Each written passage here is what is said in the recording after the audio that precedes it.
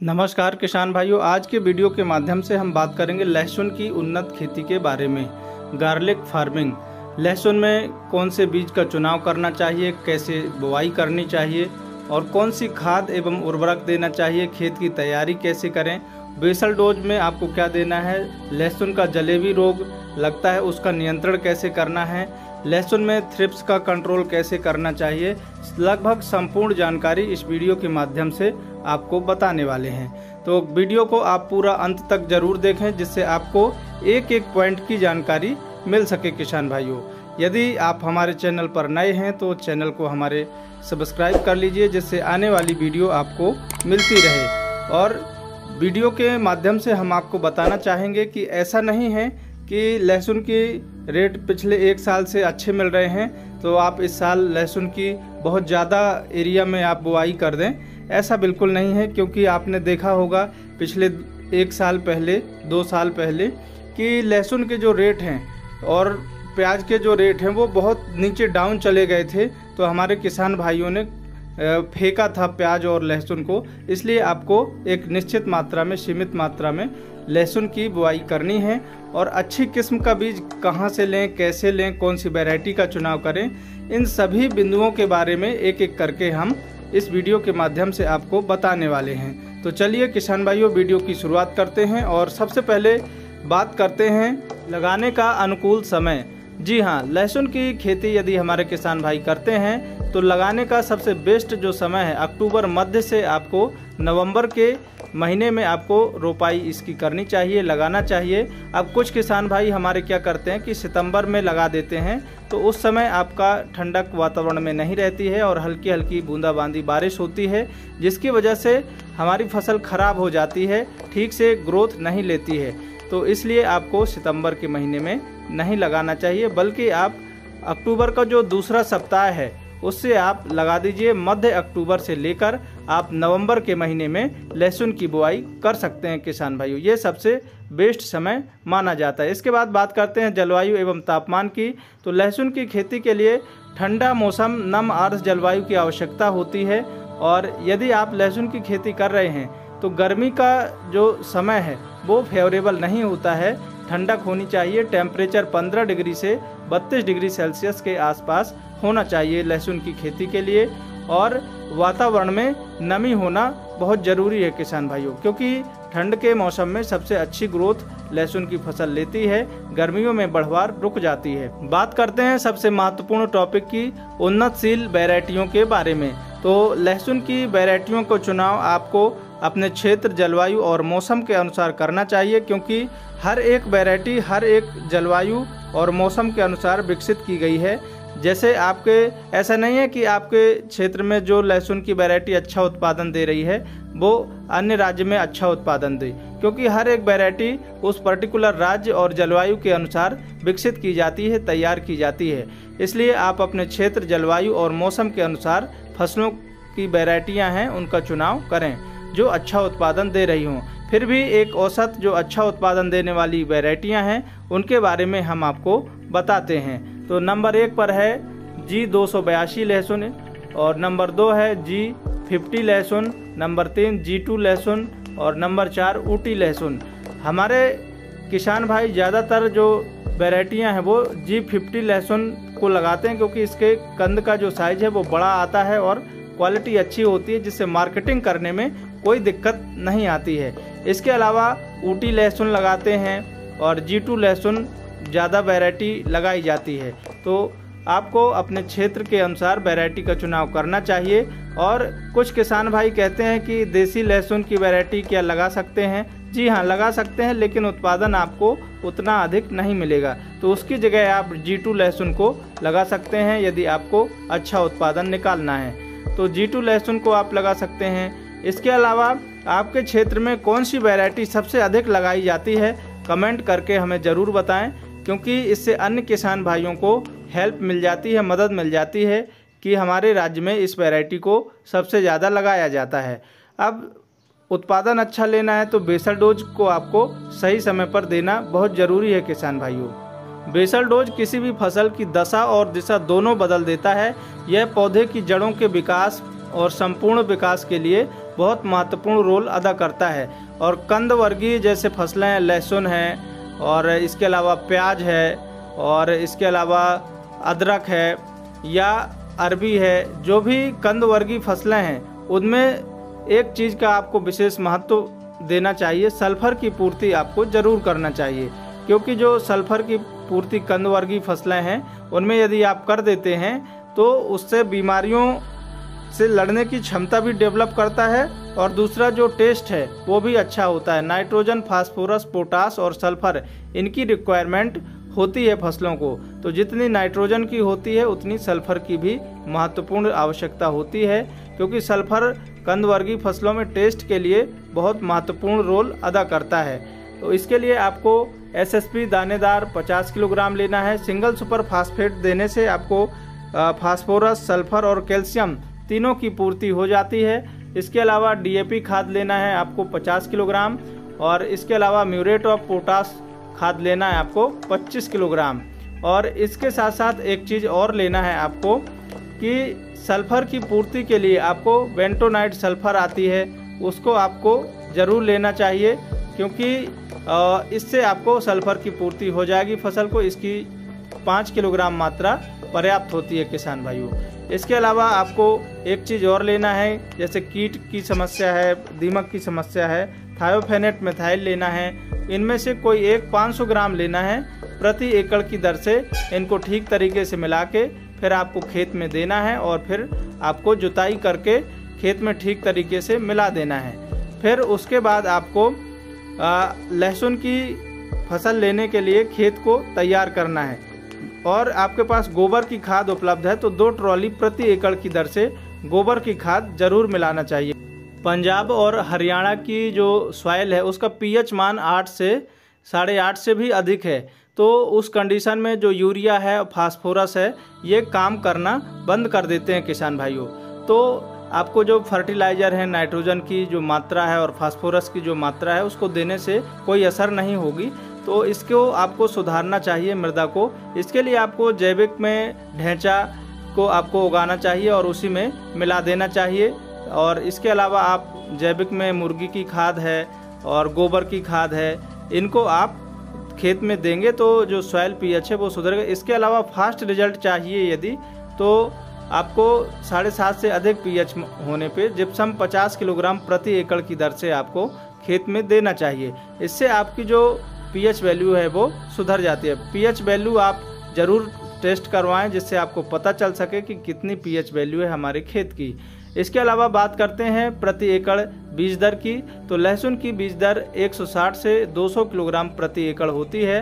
वहीं यदि इसके स्वस्थ जो कलियां हैं, कंद का वजन है वो 7 से 8 ग्राम प्रति कांदी के आसपास होना चाहिए किसान भाइयों। और स्वस्थ कांदियों को बोना चाहिए, फंगस रहित कांदियों को बोना चाहिए, जिससे आपका जो जर्मिनेशन है वो 100% हो और आपकी जो फसल की ग्रोथ है वो फास्ट एंड फ्यूरियस हो, जल्दी ग्रोथ देखने को मिले किसान भाइयों। इसके लिए आपको फंगस से निजात पाने के लिए बीज उपचार करना बहुत महत्वपूर्ण होता है। तो बीज उपचार लहसुन की कांदियों का करें, उसके बाद आपको बुआई करना चाहिए। अब बीज उपचार यदि आप कर देते हैं तो जो जड़ गलन की समस्या है और फंगस की जो समस्या है वो नहीं आती है फसल में। इसके लिए आपको मार्केट में नए नए केमिकल आ गए हैं, उनको आप लेकर बीज उपचार कर सकते हैं और जड़ गलन की जो समस्या है उसको आप कंट्रोल कर सकते हैं। क्योंकि जड़ गलन की जो समस्या है वो शुरुआत स्टेज से लगाते ही प्रारंभिक स्टेज से ही आपको परेशान करने वाली है और फसल का जो उत्पादन है उसको प्रभावित करने वाली है। इसलिए आपको बीज उपचार करना बहुत ज़रूरी है। बीज उपचार करने के लिए मार्केट में आपको आज के समय में जो केमिकल आ रहे हैं उनमें से 3 हैं जो आपको हम बताने वाले हैं। ये सबसे महत्वपूर्ण है। जैसे झेलोरा फंजीसाइड आती है BASF की, 3 ml मात्रा लेना है इसकी। और इसके अलावा जो दूसरी दवाई आती है वो है वाइब्रेंस, इसकी आपको 1 से 1.5 ml लेना है। इनमें से कोई एक को लेना है आपको और बीज उपचार करना है। इसके अलावा UPL की इलेक्ट्रॉन आती है 2 ml, इसको आप ले सकते हैं। इन तीनों में से किसी एक को लेना है और फिर आपको बीज उपचार कर देना है किसान भाइयों। इससे क्या होगा कि आपकी जो फसल है वो एकदम स्वस्थ तैयार होगी, जर्मिनेशन बहुत अच्छा होता है। कोई एक को 300 ml 2 लीटर पानी में घोलिए, फिर प्रति क्विंटल के हिसाब से बीज को उपचारित करिए। इससे आपको बेहतरीन रिजल्ट देखने को मिलेंगे। बात करते हैं लहसुन की बुआई या चौपाई के बारे में। किसान भाइयों, लहसुन की बुआई आपको हमेशा बेड विधि से ही करनी चाहिए। इससे आपका जो रिजल्ट है वो बहुत अच्छा देखने को मिलता है। तो बेड विधि से करने के लिए आपको बेड मेकर या बेड राइजर की सहायता से आपको बेड बना लेना चाहिए, जिसकी चौड़ाई 2 से 2.5 फीट होनी चाहिए। बेड से बेड की दूरी 2 फीट होनी चाहिए और बेड की ऊंचाई 1 फीट रखनी चाहिए आपको। किसान भाइयों, आजकल बाजार में बेड मेकर या बेड राइजर आते हैं, जैसा आप वीडियो में देख रहे हैं। तो इस तरीके से आप बेड तैयार करा लीजिए, बेसल डोज की पूर्ति कर दीजिए बेड तैयार कराते समय, और फिर आपको लहसुन की बुआई करनी चाहिए किसान भाइयों। और ध्यान रखिए, एक लाइन में आपको 4 से 5 लाइन लगानी चाहिए। एक बेड में 4 से 5 लाइन लगानी चाहिए। इससे आपकी जो ग्रोथ है वो काफ़ी अच्छी देखने को मिलती है। और एक बेड से दूसरे बेड की जो दूरी है वो 2 फीट के आसपास आपको रखनी चाहिए किसान भाइयों। तो इस तरीके से आप कलियों को यदि लगाते हैं तो आपकी जो फसल की ग्रोथ है वो बहुत अच्छी देखने को मिलती है। बात करते हैं अगले टॉपिक की, प्लांट डिस्टेंस के ऊपर। तो लहसुन की आप बुआई करते हैं तो दूरी का आपको ध्यान रखना चाहिए। आपको लाइन से लाइन की दूरी 4 से 5 इंच और पौधे से पौधे की दूरी 4 इंच रखनी चाहिए किसान भाइयों। और एक बेड से दूसरे बेड की दूरी 2 फीट के आसपास रखनी चाहिए। इसके बाद बात करते हैं अगले टॉपिक की, सिंचाइयों की। तो लहसुन की फसल में यदि आपने पलेवा करके बुआई की है तो सिंचाई की 15 दिन बाद ज़रूरत पड़ेगी। यदि आपने पहले सिंचाई नहीं की है तो आपको लगाने के तुरंत बाद सिंचाई करना चाहिए। इसके बाद 15-15 दिन के अंतराल पर फिर आपको सिंचाइयाँ करनी चाहिए। और इसके बाद बात करते हैं खरपतवार नियंत्रण की। तो लहसुन की फसल में निराई गुड़ाई करके ही आपको खरपतवारों को नियंत्रित करना चाहिए। रासायनिक का आप परहेज करें, बचें। पहली निराई गुड़ाई 30 से 35 दिन के आसपास की जब फसल होती है तब, दूसरी निराई गुड़ाई 55 से 60 दिन के आसपास की जब फसल होती है तब आपको दूसरी निराई गुड़ाई करनी चाहिए किसान भाइयों। और निराई गुड़ाई करने से एक और फायदा होता है फसल को कि जो वायु का संचारण है, प्रॉपर एयरेशन है, वो जड़ों तक होता है, जिसकी वजह से हमारे जो कंदों का विकास है वो अच्छा होता है, उसमें हेल्प मिलती है। इसलिए आपको निराई गुड़ाई करानी चाहिए किसान भाइयों। निराई गुड़ाई के अलावा खरपतवार नाशक का यदि आप स्प्रे कर रहे हैं तो इसके लिए फिर आप प्री इमरजेंस हर्बिसाइड का स्प्रे करते हैं तो लगाने के 48 घंटे के अंदर करना पड़ता है। इसके लिए पेंडिमेथिलिन 30% EC आती है। 20 लीटर पानी में 100 ml की दर से आप स्प्रे कर सकते हैं। और इसके अलावा यदि आपकी फसल में निराई गुड़ाई आप नहीं कर पाए हैं और लगभग 20 से 25 दिन की फसल हो गई है और फिर पोस्ट इमरजेंस हर्बिसाइड आपको उपयोग करना चाहिए। तो पोस्ट इमरजेंस हर्बिसाइड उपयोग करने से पहले आपको फसल में सिंचाई जरूर करनी चाहिए, क्योंकि फसल को झटका आता है। सिंचाई करने के बाद ही आपको जो पोस्ट इमरजेंस हर्बिसाइड हैं उनको स्प्रे करना है किसान भाइयों। यदि आपकी फसल में चौड़ी पत्ती और सकरी पत्ती दोनों प्रकार के खरपतवारों की समस्या है तो फिर आपको इनमें से किसी एक को लेना है, जैसे प्रोपाक्विनाजोल 5% प्लस ऑक्सीफ्लोरोफिन 12% EC और अदामा की डेकॉल, इनको 300 ml प्रति एकड़ की दर से पानी में घोलकर स्प्रे करना चाहिए। 200 लीटर पानी में घोलिए और फिर स्प्रे कर दीजिए। इससे आपको चौड़ी और सकरी दोनों प्रकार के जो खरपतवार हैं वो कंट्रोल हो जाते हैं। अब सिर्फ चौड़ी पत्ती के खरपतवार हैं तो उसके लिए डाउ की गोल्ड के नाम से आती है, उसको आप स्प्रे कर सकते हैं। और यदि सकरी पत्ती के खरपतवार हैं तो एजिल, बिग सुपर, टर्गा सुपर, इनमें से कोई एक आपको 250 ml प्रति एकड़ 200 लीटर पानी में घोलकर स्प्रे करना चाहिए किसान भाइयों। तो इससे आपके जो सकरी पत्ती वाले खरपतवार हैं उनको आप आसानी से कंट्रोल कर सकते हैं। इसके अलावा यदि दोनों प्रकार के खरपतवार हैं, चौड़ी और सकरी पत्ती के, तो हमने आपको जो कॉम्बिनेशन बताया है उसका आप उपयोग कर सकते हैं और उससे दोनों प्रकार के खरपतवारों को आसानी से कंट्रोल किया जा सकता है। हमारी फसल में एक और समस्या आती है कि जैसे मान लीजिए हमने खरपतवारों का हैवी डोज दे दीजिए या गलत खरपतवार नाशी कई बार हमसे स्प्रे हो जाते हैं, गलती हो जाती है तो हमारी फसल में झटका आ जाता है, पौधे पीले पड़ जाते हैं और फसल कमज़ोर दिखने लगती है। तो घबराने की बात नहीं है, हम आपको बूस्टर डोज बता रहे हैं। उसका यदि आप उपयोग करते हैं तो आपकी फसल फिर से रिकवर हो जाती है और आपको अच्छा रिजल्ट मिलता है। इसके लिए NPK 19-19 1 किलोग्राम, ग्लूकोज 250 ग्राम और शिफ्टोन टॉनिक 250 ml प्रति एकड़ 200 लीटर पानी में घोलिए और फिर आप स्प्रे कर दीजिए। तो इससे आपकी जो फसल है वो पुनः रिकवर हो जाती है, आपकी फसल पुनः बूस्ट ले लेती है और अच्छी ग्रोथ आपको देखने को मिलती है।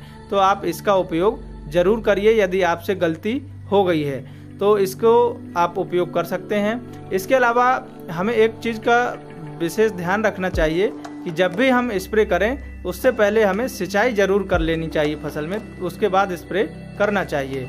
बात करते हैं सबसे महत्वपूर्ण टॉपिक की, स्प्रे शेड्यूल की। तो जी हाँ, लहसुन की फसल में आपको जड़गलन की समस्या प्रमुख तौर से देखने को मिलती है। इसके अलावा थ्रिप्स की समस्या देखने को मिलती है, मकड़ी की समस्या मिलती है और वाइट फ्लाई की समस्या और वाइट ग्रब की समस्या देखने को मिलती है।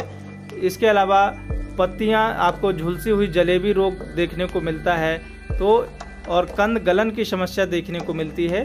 तो इनको आपको कंट्रोल करने के लिए कौन सी स्प्रे कब देना है हम आपको विस्तार से बताने वाले हैं। तो इसके लिए आपको सही समय पर सही जो शेड्यूल है वो अपनाना बहुत ज़रूरी है।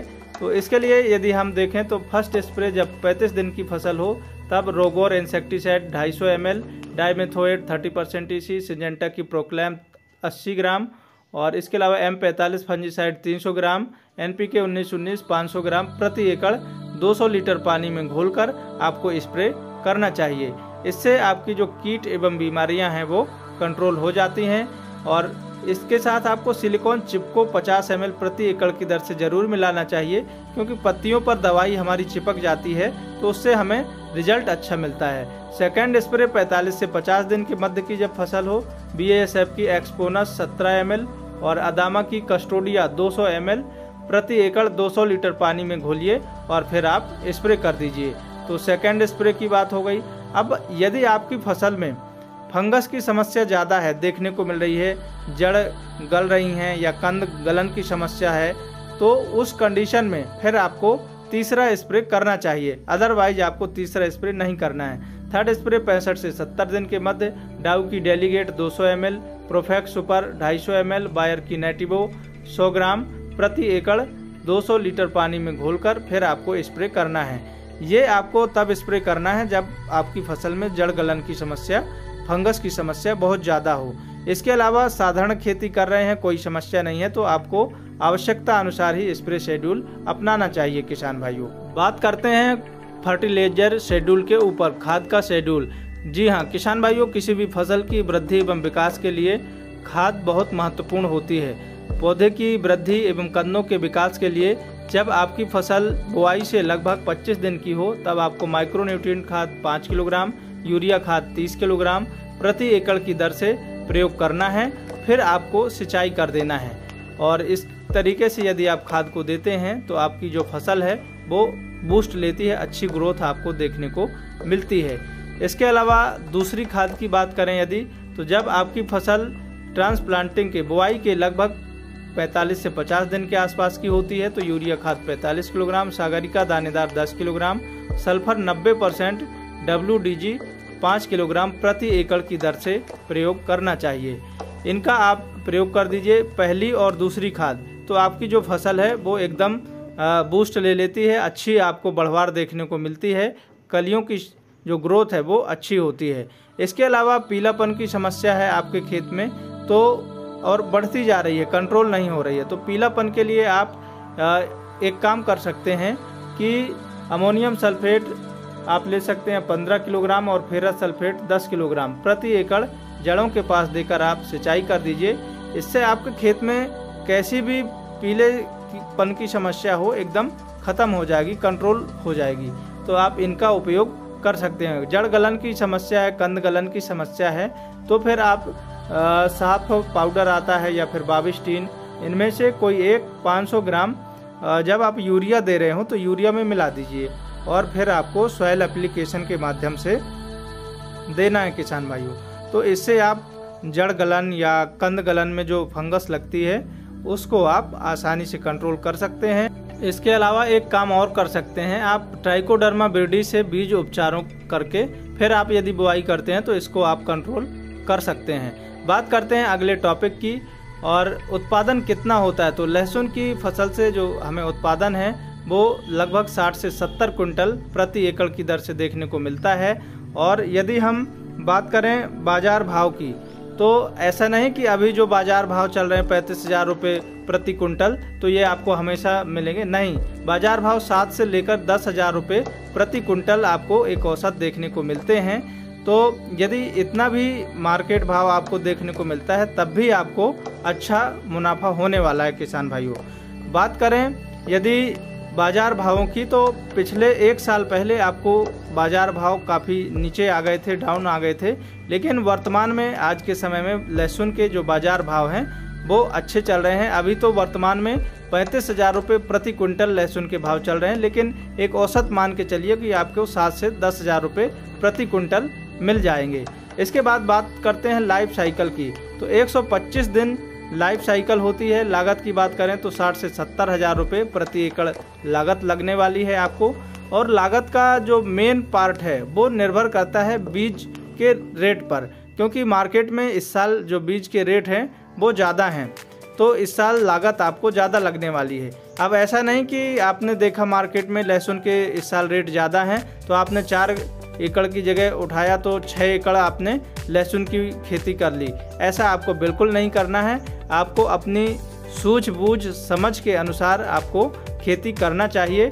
और ऐसा भी नहीं है कि हमने जो आपको वीडियो के माध्यम से जो स्प्रे शेड्यूल बताए हैं, खाद शेड्यूल बताए हैं, बूस्टर डोज बताया है, आपने उठाया और फसल में दे दिया। नहीं, आपकी फसल रिक्वायरमेंट क्या चाहती है, मांग किस चीज़ की कर रही है, आपको उसका प्रॉपर निरीक्षण करना चाहिए, निगरानी करना चाहिए।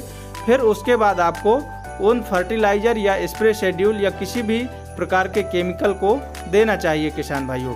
तो आज के वीडियो में हमने आपको लगभग लहसुन की संपूर्ण जानकारी के बारे में विस्तार से बताया है। वीडियो यदि आपको पसंद आया हो तो वीडियो को लाइक ज़रूर करें और चैनल को हमारे सब्सक्राइब ज़रूर कर लें। इससे आपको आने वाली जो वीडियो है वो आपको मिलती रहें। इसी के साथ सभी किसान भाइयों को जय जवान, जय किसान, जय विज्ञान, जय श्री राम।